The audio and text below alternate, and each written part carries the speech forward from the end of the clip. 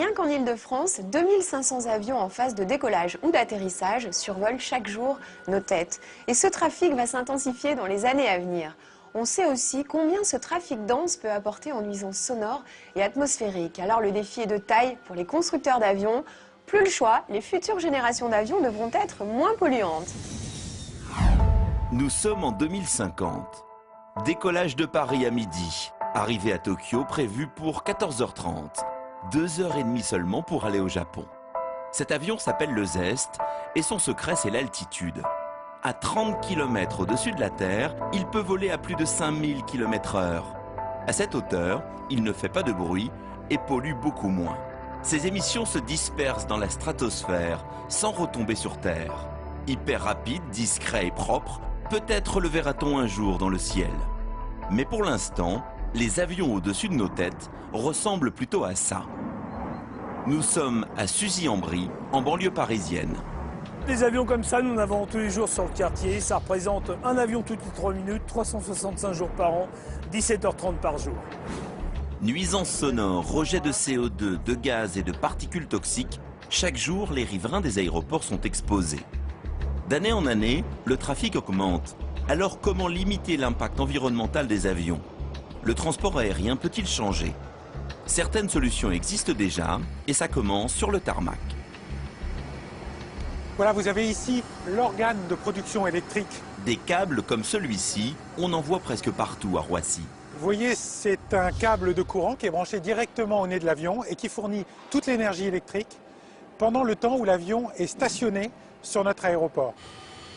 Grâce à ces grosses prises, les avions n'utilisent plus de carburant lors de l'attente.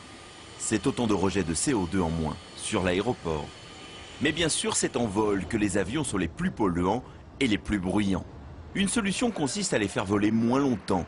Aujourd'hui, pour amener son appareil d'un point A à un point B, le commandant de bord ne suit pas une ligne droite et directe. Pour des raisons de gestion du trafic, les tours de contrôle lui font faire des détours qui rallongent son temps de vol. Ces kilomètres supplémentaires représentent plusieurs milliards de tonnes de CO2 rejetées dans l'air chaque année.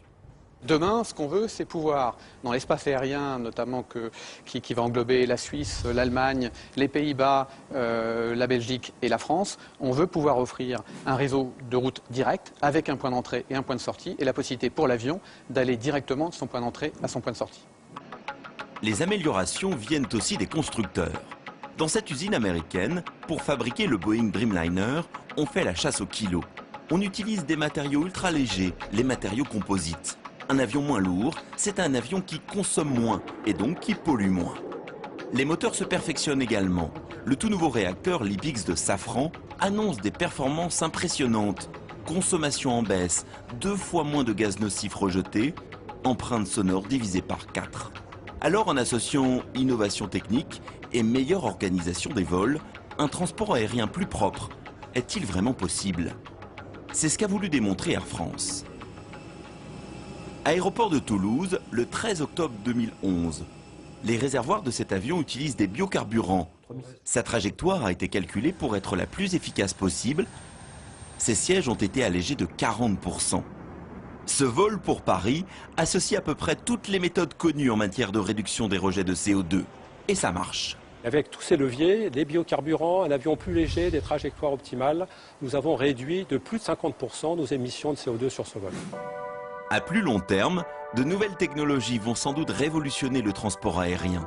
Ce prototype, le Cri-Cri, vole à l'électricité, sans une goutte de pétrole et sans rejeter un gramme de CO2.